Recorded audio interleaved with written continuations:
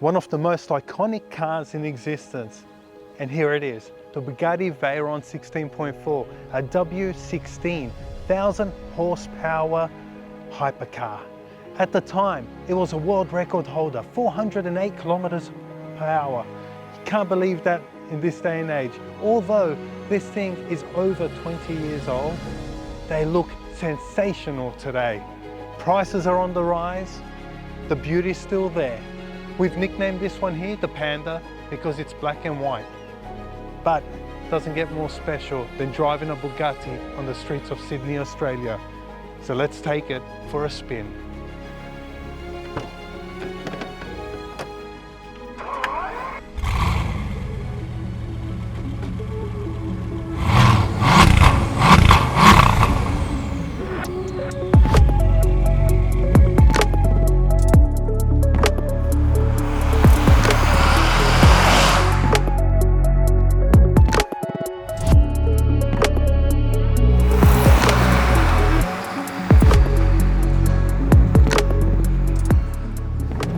The Bugatti Veyron, look at it, the 16.4, 8 litre W16 engine that pumps out 1,000 horsepower, and wait for this, 1,250 Newton meters of torque. You heard that correct. Quarter mile time of sub 10 seconds. 0 to 100 in only 2.5 seconds. Does it get any quicker? It sure does. But this is still one of the fastest cars in the world with a top speed of 408 kilometers an hour. One would say it's a Bentley on steroids. Ultra comfort, the leather is super smooth, ergonomically you sit correct in the seat. The only problem that you do have is that the pedal where you rest your foot on is offset to the right a little bit, but that doesn't affect the drive whatsoever.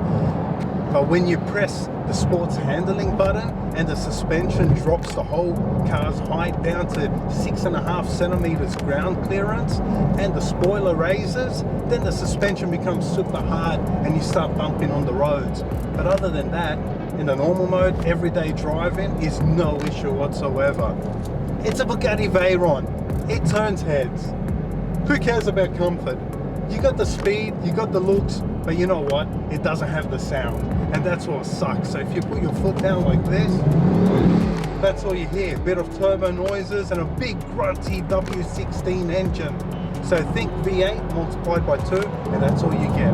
But they tried to keep it quiet, so it's more of that comfy, nice sports GT car that can actually kick ass and beat every other supercar, hypercar that looks extravagant.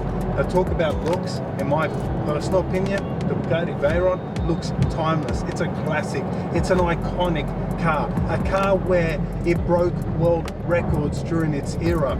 What better could it be? The world is starting to appreciate these. Prices are up on the rise. It's 2024 today, and hey, they're not cheap, and they're only getting more and more expensive day by day.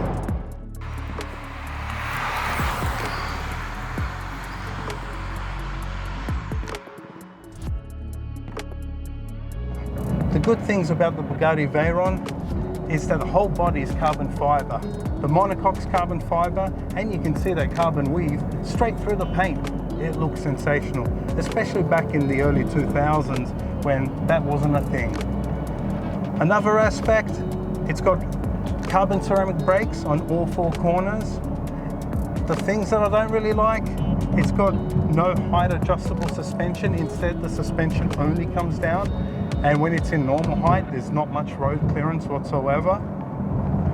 The car has no parking distance control, so no parking sensors, no rear view camera. It's all very raw and mechanical. You gotta park yourself with no driver aids, no driver assists in the car whatsoever. You're lucky you actually have cruise control. Another aspect is that the maintenance plan, the way you have to pay this thing here, chews up money.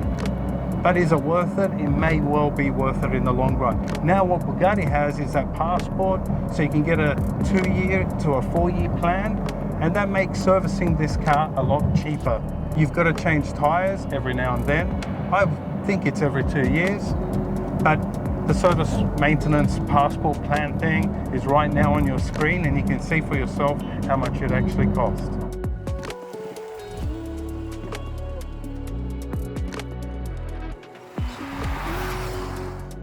And another aspect is that this multimedia interface does not exist. So there is no LCD screen or of that sort whatsoever. It's just a plain Jane radio with a CD player and air conditioner. So if you're like me and you like your MP3 music and playing from your phone, Bluetooth, or even talking in your car, that doesn't exist in here. There is no Bluetooth and there is no MP3 player. But otherwise, it's a fun car. It's a Bugatti Veyron. It's special. It's a statement piece.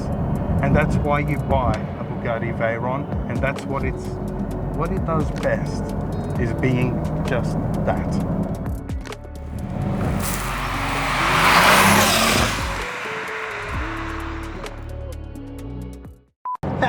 We're in the Bugatti Veyron, guys.